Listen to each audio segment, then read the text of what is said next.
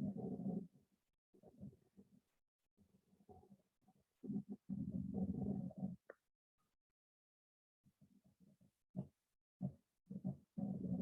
evening, students. I hope you all are good. Day before yesterday, we discussed entrepreneur and characteristics of entrepreneur, and I hope distinction between entrepreneur, intrapreneur, and entrepreneur and manager is clear to you people. Today, we have to discuss types of entrepreneurs. Basically, we have classified entrepreneurs on the basis of type of business, on the basis of use of technology, on the basis of motivation, on the basis of growth, on the basis of stages in development, and there are other entrepreneurs as well on the basis of gender, on the basis of their areas. Today, we will discuss types of entrepreneurs, plus we will discuss DENOPS classification related to the entrepreneurs. First, we will discuss types of entrepreneurs on the basis of business, right? On the basis of business, let me tell you, we have four types of entrepreneurs. First one is trading entrepreneur, second is your industrial entrepreneur, third is your corporate entrepreneur, and fourth is your agricultural entrepreneur. As the word trading entrepreneur suggests, it means a person who involves himself or innovates some new distribution channel or some other things related to the marketing, related to the trading activities, that person will be called trading entrepreneur, right? कोई ऐसा बंदा जो trading activities से concern है, ठीक है, या उसमें कुछ नई इनोवेशंस लाता है, या उसमें कुछ चेंजेस करता है, ठीक है, या खुद से कोई चैनल खोलता है, तो उस पर्सन को हम क्या कहेंगे? उस पर्सन को हम कहेंगे ये क्या है? ये एक ट्रेडिंग एंटरप्रेन्योर है। मींस ये मार्केटिंग के साथ डील कर रहा है। कोई अगर उसने चैनल खोली, जैसे आपकी पहले आपकी डायरेक्ट चैनल नहीं थी, राइट? डायरेक्ट चैनल मींस कि आप डायरेक्टली ऑनलाइन जो साइट्स हैं बिजनेसेस की, वहां से प्रोडक्ट नहीं खरीद सकते थे, राइट? बट आजकल आप देखोगे कि हर किसी की अपनी अपनी साइट है, राइट? हर किसी बिजनेस की अपनी अपनी साइट है। So this has been created by the businesses themselves, right?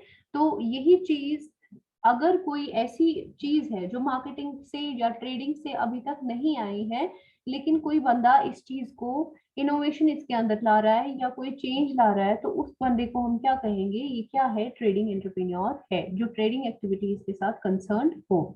Second is your industrial entrepreneur. Industrial, I hope this industrial aspect is clear to you people. As far as your business studies is concerned, आपका business studies में पहले ही chapter है कि business की classification होती है as per your industry के अंदर, उसके बाद हम उसको trade and auxiliaries to trade, ठीक है, दो classifications होती हैं, आपका commerce होता है और आपका industry होता है। industry में फिर further classifications होती हैं और commerce में trade and auxiliaries to trade आता है। वहां से ही ये कॉन्सेप्ट निकल के आया है कि इंडस्ट्रियल एंटरप्रेन्योर हम किसको कहेंगे? जो आपकी मैन्युफैक्चरिंग के साथ रिलेटेड होगा, जो कोई नया प्रोडक्ट लाएगा, लाइक फॉर एग्जांपल टेक्सटाइल्स में कोई नया प्रोडक्ट ला रहा है, या आपके इलेक्ट्रॉनिक्स में कोई नया प्रोडक्ट ला रहा है, जो मैन्युफैक्चरिंग में कोई नई चीज, कोई इनोवेशंस लाएगा, उस पर्सन को हम क्या कहेंगे? ये कौन सा एंटरप्रेन्योर है? ये आपका इंडस्ट्रियल एंटरप्रेन्योर हुआ। Second, this was your second type of entrepreneur as far as on the basis of business is concerned. And आपका third one है आपका corporate entrepreneur. corporate entrepreneur होता है वो बंदा जो मैनेजमेंट से रिलेटेड, मैनेजमेंट की स्किल से, ऑर्गेनाइजेशन से रिलेटेड कोई चेंजेस लाए, ठीक है, तो उस बंदे को हम क्या कहेंगे? ये कौन है? ये corporate entrepreneur है, राइट? जिसके अंदर कोऑर्डिनेटिंग स्किल्स होंगी कि एक कॉर्पोरेट को हमें कैसे चलाना है, राइट?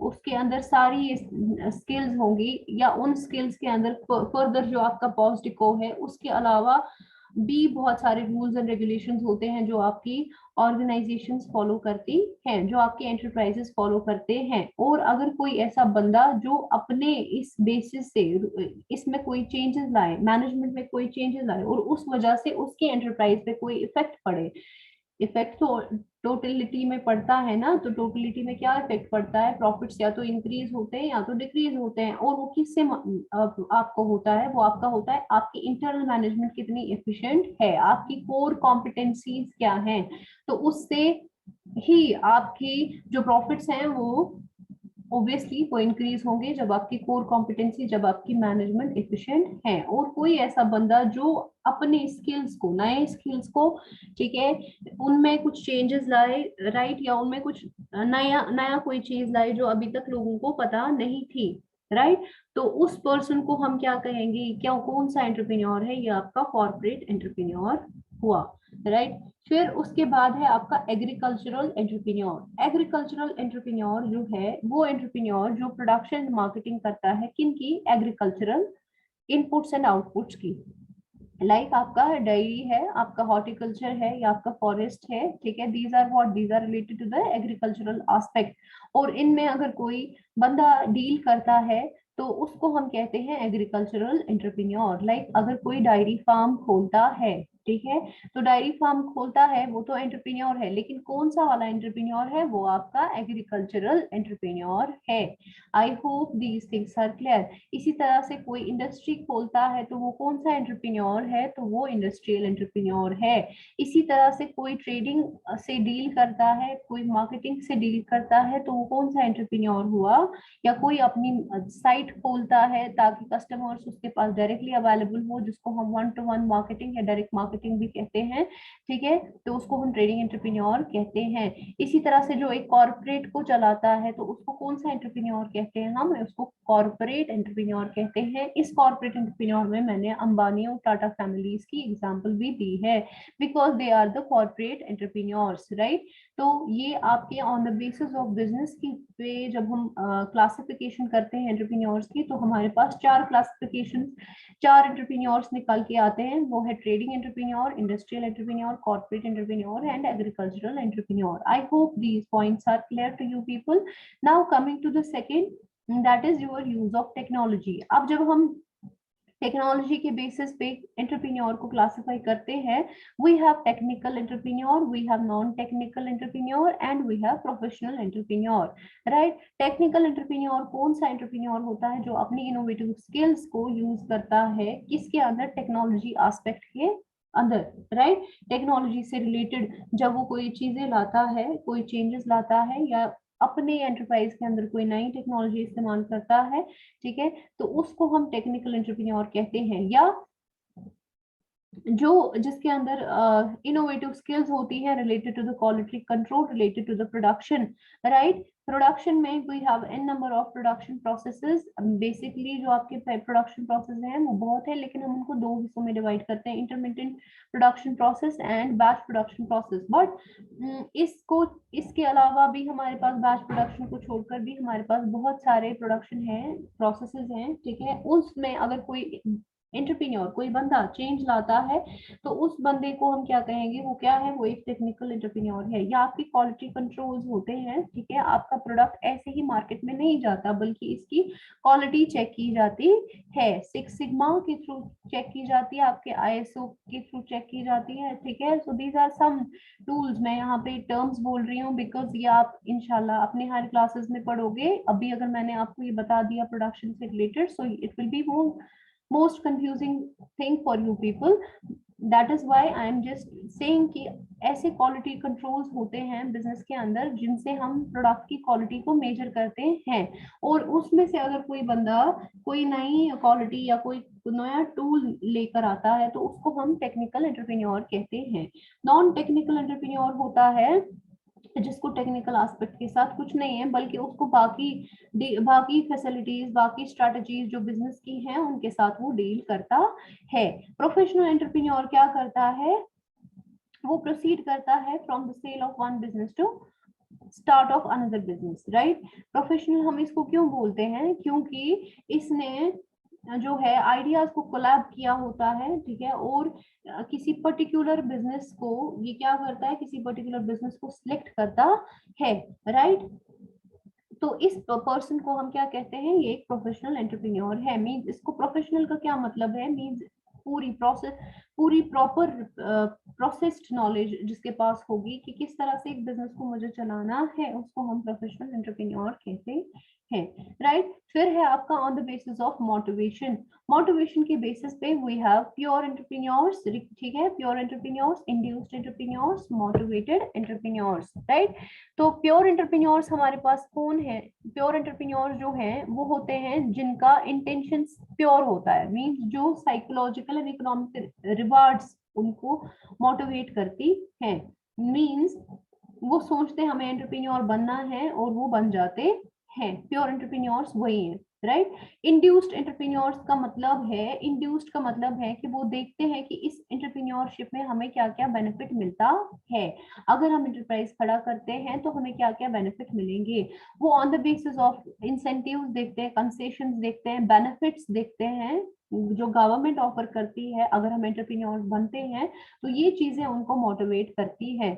और जो ये वाले एंटरप्रेन्योर जो मोटिवेट होते हैं इन सारी चीजों से, लाइक इंसेंटिव से, बेनिफिट से, कंसेशन से, गवर्नमेंट क्या प्रोवाइड फैसिलिटीज कर रही है, इन सारे एंटरप्रेन्योर्स को हम बोलते हैं इंड्यूस्ड। इंड्यूस्ड मींस एक खुद से नहीं, ठीक है, खुद से मोटिवेट नहीं होते बल्कि इन सारी फैसिलिटीज की वजह से, इन सारे कंसेशंस, इंसेंटिव्स, बेनिफिट्स, इनकी वजह से ये एंटरप्रेन्योर्स बनते हैं, तो हम इनको इंड्यूस्ड एंटरप्रेन्योर्स कहते हैं। Then is your motivated entrepreneur. Motivated entrepreneur होता है जिसको सेंस ऑफ अचीवमेंट हो दिमाग में कि नहीं मुझे कुछ अचीव करना है, राइट। तो ये है कि वो यही चीज, ये जो सेंस ऑफ अचीवमेंट है ना, यही इसको मोटिवेट करती है, ठीक है, कि वो क्या बने, वो एक एंटरप्रेन्योर बने। And then is your spontaneous entrepreneur under the motivation entrepreneur के टाइप्स में एक और है, that is your spontaneous entrepreneur. Spontaneous entrepreneur जो होते हैं, स्पॉन्टेनियस का मतलब होता है इनके अंदर इनबॉर्न ट्रेट्स होते हैं, कॉन्फिडेंस होता है, ठीक है, विजन होता है, इनबॉर्न ट्रेट्स कौन कौन से, कॉन्फिडेंस, विजन एंड इनिशिएटिव, ठीक है। इनको हम बॉर्न एंटरप्रेन्योर्स भी बोलते हैं। क्यों? क्योंकि इनके अंदर ऑलरेडी ये क्वालिटीज होती हैं और इनको इनको they don't want to work under someone, ठीक है, तो ये क्वालिटी भी इनके अंदर होती है। एंड एज अ रिजल्ट ये क्या बन के आते हैं, एंटरप्रेन्योर्स बन के आते हैं, और इन एंटरप्रेन्योर्स को हम स्पॉन्टेनियस एंटरप्रेन्योर्स कहते हैं। Coming to the fourth one, that is your growth. Growth के basis पे we have growth entrepreneurs and super growth entrepreneurs, right? Growth entrepreneurs जो होते हैं, जो पॉजिटिव थिंकर्स होते हैं, सुपर ग्रोथ भी पॉजिटिव थिंकर्स होते हैं। अब इनके बीच फिर डिफरेंस क्या है, ठीक है। ग्रोथ एंटरप्रेन्योर्स हमेशा सेंस करते हैं, मतलब कि हमें हाई ग्रोथ चाहिए, जबकि सुपर ग्रोथ वाले जो होते हैं ना, they slow and steady wins the race नहीं होता है, वही करते हैं ये लोग, ठीक है, सुपर ग्रोथ वाले। एंड इनका हमेशा अपवर्ड ग्रोथ कर्व आपको देखने का मिलेगा, ठीक है। तो यही है आपकी ग्रोथ एंटरप्रेन्योर्स, ठीक। Then coming to the fifth point, that is your stages in development. Stages in development means development के बेसिस पे हमने एंटरप्रेन्योर्स को क्लासिफाई किया है। First is first generation entrepreneur, जिस तरह से आपका फर्स्ट जनरेशन कंप्यूटर होता है, इसी तरह से आपका फर्स्ट जनरेशन एंटरप्रेन्योर होता है। फर्स्ट जनरेशन का मतलब है कि फैमिली में ये फर्स्ट होता है जिसने एंटरप्राइज स्टार्ट किया होता है, जो इनोवेटिव होता है, रिस्क टेकर होता है, इसके अंदर ये सारी क्वालिटीज होती हैं मौजूद, और ये फैमिली में से पहला बंदा निकल के आता है जो एंटरप्रेन्योर बनता है, इसलिए हम इसको फर्स्ट जनरेशन एंटरप्रेन्योर कहते हैं। Then is your modern entrepreneur, ठीक है। मॉडर्न एंटरप्रेन्योर का मतलब है कि ये कंसिडर करता है फिजिबिलिटी ऑफ बिजनेस, ये देखता है कि मेरे पास कौन सा बिजनेस फिजिबल है जो मैं अडेप्ट कर सकता हूँ विद द डायनामिक मार्केट, क्योंकि मार्केट इज ऑलवेज डायनामिक, ठीक है, मार्केट किसी का नहीं होता, ठीक है, ना ही एनवायरनमेंट किसी का होता है। तो इस चेंजिंग एनवायरनमेंट, इस चेंजिंग मार्केट के साथ बिजनेसेस को, एंटरप्राइजेस को खुद को चेंज करना पड़ता है, और मॉडर्न एंटरप्रेन्योर जो है वो भी यही करता है, right. Then is your classical entrepreneur. Classical entrepreneur जो है, क्लासिकल एंटरप्रेन्योर देता है किनको ज्यादा इंपॉर्टेंस, वो देता है कंसिस्टेंट रिटर्न्स को इंपॉर्टेंस देन टू ग्रोथ, ठीक है। उसके लिए ग्रोथ मैटर नहीं करती है, उसके लिए कंसिस्टेंट रिटर्न्स मैटर करते हैं, सॉरी, कंसर्न होता है वो कंसिस्टेंट रिटर्न्स के साथ, प्लस वो कंसर्न होता है कस्टमर एंड मार्केटिंग नीड्स के साथ। उसके लिए मैटर नहीं करता है कि कंपनी की ग्रोथ कहाँ जा रही है, ग्रोथ एंड एक्सपेंशन क्या हो रहा है, डाइवर्सिफिकेशन एंड एक्सपेंशन क्या हो रहा है, बल्कि पहले उसको देखना है कि वो क्या कंसिस्टेंट रिटर्न्स ले पा रहा है या नहीं ले पा रहा है। तो इसको हम एक क्लासिकल एंटरप्रेन्योर कहते हैं, राइट। तो स्टेजेस ऑफ डेवलपमेंट के हिसाब से आई होप दिस इज क्लियर कि आपके एंटरप्रेन्योर्स इस के बेसिस पे भी हम इनको डिवाइड करते हैं। Then is your six one, मैंने उसमें अदर्स में आपको कहा था कि एरिया के हिसाब से we have rural and we have urban. Rural का मतलब कि जो किसी विलेज के अंदर अपना कोई एंटरप्राइज खोले उसको हम रूरल एंटरप्रेन्योर कह सकते हैं। जैसे आपका एग्रीकल्चरल एंटरप्रेन्योर, ठीक है, अगर वो किसी गांव में अपना एंटरप्राइज खोल रहा है तो उसको हम रूरल भी कह सकते हैं। हालांकि वो किस में आता है, वो आता है आपके टाइप्स ऑफ बिजनेस एंटरप्रेन्योर्स में, लेकिन स्टिल हम उसको रूरल एंटरप्रेन्योर भी बोल सकते हैं। क्यों बोल सकते हैं? क्योंकि वो जो है अगर वो अपना फार्म गांव में खोलता है, यूजुअली गांव में ही यूजुअली फार्म्स खोली जाती है, because that environment is conducive and that is also pollution free. तो दैट इज व्हाई इनको हम रूरल भी कंसिडर कर सकते हैं। या अर्बन, ठीक है, तो अर्बन में भी कोई अगर खोलेगा तो उसको भी हम अर्बन एंटरप्रेन्योर कहते हैं। मीन शहर में कोई अगर कोई कॉर्पोरेट एंटरप्रेन्योर बन सकता है, वो अर्बन का भी बन सकता है, रूरल का भी बन सकता है। इसी तरह से ग्रोथ एंटरप्रेन्योर अर्बन का भी बन सकता है, रूरल का भी बन सकता है, राइट। तो फिर उसके बाद आता है आपका जेंडर या एज के हिसाब से। जेंडर या एज के हिसाब से जो हमने ऊपर पढ़े सारे जितने हमने टाइप्स पढ़े, राइट, तो उनमें से आपका या तो वीमेन चला सकती है या तो मैन चला सकता है, या तो आदमी एंटरप्रेन्योर हो सकता है या तो औरत एंटरप्रेन्योर हो सकती है, जेंडर बेसिस पे। Then is your scale, scale के हिसाब से मींस आपका एंटरप्राइज कितना बड़ा है, आप कितना बड़ा एंटरप्राइज चला रहे हो। या तो छोटा हो सकता है या तो बड़ा हो सकता है। स्मॉल एंड लार्ज जो एंटरप्रेन्योर्स हैं, जो हम इंशाल्लाह आगे डिस्कस करेंगे, ठीक है। वी हैव एमएसएमई एक्ट, ठीक है, एमएसएमई 2006 एक्ट, ठीक है, माइक्रो स्मॉल मीडियम एंटरप्राइजेस। उसके अंदर हम डिसाइड करते हैं कि कौन सा एंटरप्राइज माइक्रो कहलाता है, कौन सा स्मॉल कहलाता है, कौन सा मीडियम कहलाता है, वो हम आगे पढ़ेंगे। बट अभी यहाँ पे लिए आप याद रखोगे कि स्केल के हिसाब से हम जो है स्मॉल एंड लार्ज एंटरप्रेन्योर्स, वो वाले एंटरप्रेन्योर्स होते हैं जो अपना स्मॉल बिजनेस खोलते हैं उनको हम स्मॉल कहते हैं। जो लार्ज स्केल पे खोलेंगे उनको हम लार्ज एंटरप्रेन्योर्स कहेंगे, लार्ज स्केल एंटरप्रेन्योर्स कहेंगे। यहाँ पे इतने सारे टाइप्स पढ़ने के बाद जो आपके लिए बहुत ही इंपॉर्टेंट है वो है आपकी डेनॉक्स क्लासिफिकेशन, राइट, जो हमेशा क्वेश्चन पूछा जाता है आपके बोर्ड एग्जामिनेशंस में। डेनॉफ्स क्लासिफिकेशन आप याद रखोगे, राइट। डेनॉफ ने एंटरप्रेन्योर्स को 4 हिस्सों में डिवाइड किया। किस किस हिस्से में डिवाइड किया? सबसे पहला उसने कहा कि सबसे पहले एंटरप्रेन्योर जो होते हैं वो इनोवेटर्स होते हैं। इनोवेटर्स कौन होते हैं? इनोवेटर्स होते हैं जो कोई नया प्रोडक्ट मार्केट में लाते हैं, कोई नई चीज इंट्रोड्यूस करते हैं, चाहे वो प्रोडक्ट हो या चाहे वो सर्विस हो, राइट, या कोई नई चीज वो एनवायरनमेंट से रिलेटेड लाते हैं, उनको हम इनोवेटर्स कहते हैं। वो बहुत ही पॉजिटिव होते हैं as compare to other entrepreneurs, right. जो भी वो क्रिएट करते हैं ना वो उसमें पॉजिटिव होते हैं कि नहीं ये जो प्रोडक्ट है ये चलेगा, ये जो मैंने प्रोडक्ट बनाया है, ठीक है। इनोवेटिव एंटरप्रेन्योर कहता है कि जो मैंने प्रोडक्ट बनाया है वो definitely and definitely it is going to work into the market, it is going to work, right. तो ये चीजें हैं आपके इनोवेटिव एंटरप्रेन्योर से रिलेटेड में। वो कोई नई एग्जिस्टिंग चीज खुद से बनाता है, इनोवेट करता है। यहाँ पे मैंने एग्जांपल दी है हेनरी फोर्ड की, right. Henry Ford you must know, ठीक है। हेनरी फोर्ड ने जब रिप्लेस करना चाहा पेट्रोल या डीजल इंजन को केरोसिन फ्यूल सिस्टम से, and ultimately he did it, right. तो ऐसी चीजें जो हैं, मींस आप क्या करते हो, ये इनोवेट करते हैं चीजों को। मींस अभी कोई ऐसी इनोवेशन नहीं आई होती है कि इन्होंने पहले ही उस प्रोडक्ट को लाया होता है मार्केट में, और इसीलिए इनको हम क्या कहते हैं, these are the innovating entrepreneurs. कोई नई चीज, कोई नया प्रोडक्ट मार्केट में लाते हैं, राइट। तो इनको हम इनोवेटिव एंटरप्रेन्योर्स कहते हैं। Coming to the imitators, right. Imitator का क्या मतलब होता है? इमिटेट का मतलब होता है डेफिनेटली एंड डेफिनेटली कॉपी करना, किसी चीज को कॉपी करना, राइट।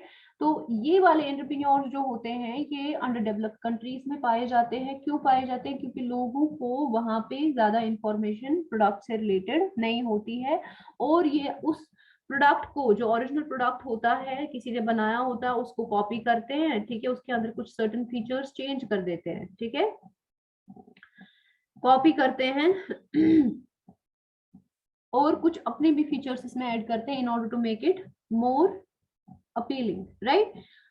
और इनका कॉम्पिटेटिव एज होता है ओवर द करंट मार्केट, ये आप याद रखोगे, क्योंकि इमिटेटिंग जो होते हैं ना वो कॉपी करते हैं, नो डाउट वो कॉपी करते हैं, बट उनका मार्केट में ज्यादा शेयर रहता है, ज्यादा होल्ड रहता है, क्योंकि हर कोई बंदा आपका ओरिजिनल प्रोडक्ट खरीद नहीं सकता। फॉर एग्जाम्पल, अगर आपका माइकल कोर्स का बैग आता है तो that cost almost 5000 rupees, almost. First copy का तो मुझे पता नहीं है, लेकिन सेकंड कॉपीज जो आपकी बिकती हैं, जो उसके डुप्लीकेट बिकते हैं, डुप्लीकेट उसके 1000 में भी बिकते हैं, राइट। इसी तरह से पूमा का अगर आप ओरिजिनल शूज देखोगे और उसकी कॉपीज देखोगे तो उनमें लॉट ऑफ डिफरेंस है, ठीक है। इसी तरह से अगर आप देखते हो बहुत सारे ऐसे प्रोडक्ट्स हैं, ठीक है, मैंगो है, मैंगो अगर आप ओरिजिनल देखोगे बैग, ठीक है, तो उसका डुप्लीकेट देखोगे तो वो उसमें बहुत डिफरेंस है। गुच्ची का देख लो, ठीक है,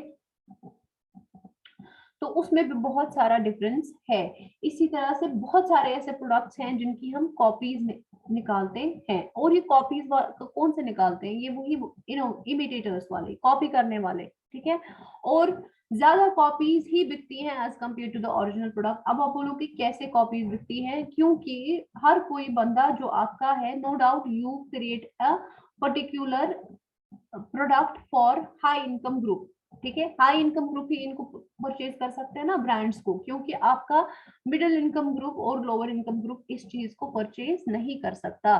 तो वो definitely and definitely middle income बच गया, और लोअर इनकम मींस दो इनकम ग्रुप्स ऐसे हैं जिनको आपको टारगेट करना पड़ता है। और वो कौन सी प्रोडक्ट को खरीदेंगे? वो definitely and definitely imitated product को खरीदते हैं, कॉपी वाले प्रोडक्ट को खरीदते हैं, ना कि ओरिजिनल प्रोडक्ट को खरीदते हैं, क्योंकि ओरिजिनल जो है वो आपके हाई इनकम ग्रुप को बेचते हैं प्रोडक्ट्स, ठीक है। हाई इनकम ग्रुप आपका सेल कर सकता है, सॉरी बाय कर सकता है आपका product, lower income and middle income group इस प्रोडक्ट को नहीं खरीद सकता। इसीलिए इमिटेटर्स का मार्केट पे ज्यादा होल्ड होता है। आई होप दिस मार्केट वाला hold point is clear to you people. And ये इमिटेटर ज्यादा तौर पर अंडर डेवलप्ड कंट्रीज में पाए जाते हैं। कभी कभार क्यों, अब ऐसा क्यों मैंने यहाँ पे बोला अंडर डेवलप्ड कंट्रीज में? क्योंकि उन लोगों को पता नहीं, इनफैक्ट अगर आपके हाई इनकम ग्रुप भी होते हैं ना, उनको कभी डिफ्रेंशिएट ही नहीं होता है कि मेरा ओरिजिनल वाला प्रोडक्ट कौन सा है और इमिटेटेड वाला, मैंने कॉपी वाला प्रोडक्ट लाया है, ठीक है। It's very difficult to differentiate under developed countries में। क्यों? क्योंकि वहां लोगों को ज्यादा इंफॉर्मेशन नहीं होती है related to the products as far as your underdeveloped and developed countries is concerned. Coming to the third one, that is your Fabian entrepreneurs. Fabian entrepreneurs को हम second generation entrepreneurs भी कहते हैं because they are very skeptic in their aspect, and ये तभी लेते हैं कोई स्टेप जब इनको श्योरिटी होती है कि इसमें आगे लॉस नहीं होगा, ठीक है। दे आर वेरी स्पेक्टिकल, ठीक है। ये तब तक अपने आप को, अपने एंटरप्राइज को मूव नहीं करवाते हैं, नहीं तब तक कोई इनोवेशन नहीं लाते हैं जब तक इनको श्योरिटी ना हो कि इस इनोवेशन से हमें कोई लॉस नहीं होगा, राइट। तो ये चीज आपके फेबियन एंटरप्रेन्योर्स में आती है। अब आप देख लो जियो एंड एयरटेल, राइट।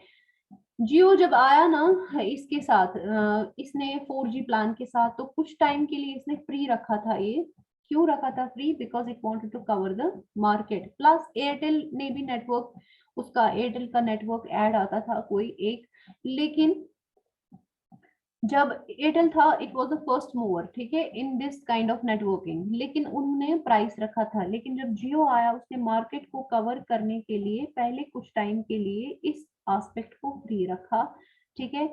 अब इससे क्या हो गया? इससे ये हुआ कि इनको पता थी कि अगर हम भी चार्ज करेंगे, जियो वालों को पता थी कि एयरटेल ऑलरेडी नेटवर्किंग में आगे जा रहा है, अगर अब हम भी चार्ज करेंगे तो लोग हमारा प्रोडक्ट नहीं खरीदेंगे, देयर विल बी लॉस, ठीक है। देयर विल बी लॉस और नो लॉस, में भी खरीदते कुछ लोग, लेकिन कुछ नहीं खरीदते। तो इन्होंने स्ट्रैटेजी चेंज की, इन्होंने मुफ्त में आपके नेटवर्क आपको प्रोवाइड किया कुछ टाइम के लिए, ताकि ये मार्केट को ग्रैब कर सके। ठीक है, मींस इनको श्योरिटी थी कि लोग मुफ्त सुनकर आएंगे हमारी कंपनी के प्रोडक्ट को खरीदने के लिए, एंड डेफिनेटली वही हुआ। ठीक है, अल्टीमेटली क्या हुआ कि फेबियन एंटरप्रेन्योर्स की यहाँ पे यही एग्जांपल है कि ये तब तक मूव नहीं करते हैं जब तक इनको श्योरिटी नहीं होती है कि इस चीज से हमें लॉस नहीं होगा। अब अगर ये मूव करते जियो वाले एयरटेल के साथ कंपैरिजन में, ठीक है, ये भी चार्जेस रखते तो फायदा नहीं था। तो इन्होंने क्या किया, कुछ टाइम के लिए फ्री दे दिया ताकि मार्केट को ग्रैब कर सके, और इन्होंने ग्रैब किया अभी, और उससे क्या हुआ, उससे इनके कस्टमर्स बढ़ गए, और जब कस्टमर्स बढ़ गए इन्होंने रेट खुद ब खुद बढ़ा दी। राइट, तो ये चीजें जो है आपका फेबियन एंटरप्रेन्योर करता है in order to penetrate into the market, and he will penetrate and he will innovate only and only when he is sure that this kind of innovation, this kind of penetration is going to give me profits. I hope this Fabian entrepreneur is clear to you people as well. Coming to the drone entrepreneurs, right? Drone entrepreneurs are those entrepreneurs which are very stubborn in their nature, right? Stubborn to the changes happening in the environment, right? ये तब तक changes नहीं लाते हैं जब तक इनको loss ना हो जाए, and ultimately जब इनको लगता है कि हमें लॉस हो रहा है तो मे बी ये चेंजेस ला सकते हैं और नहीं भी ला सकते हैं। They are very happy in what they have, right? वही मैंने यहाँ पे लिखा है, they prefer to run the enterprises the way it is regardless of the change in demand and trend in the market. इनको ये चीजें मैटर नहीं करती हैं। एंड आई होप दी, अब आप बोलोगे मैम इनको फिर एंटरप्रेन्योर्स क्यों बोलते हैं अगर ये चेंजेस नहीं लाते हैं? क्योंकि इन्होंने कुछ ना कुछ पहले तो इनोवेट किया होता है ना, कोई चीज तो लाई होती है, तो definitely they will be called as entrepreneurs, and I hope this point is clear to you people as well. Thank you very much.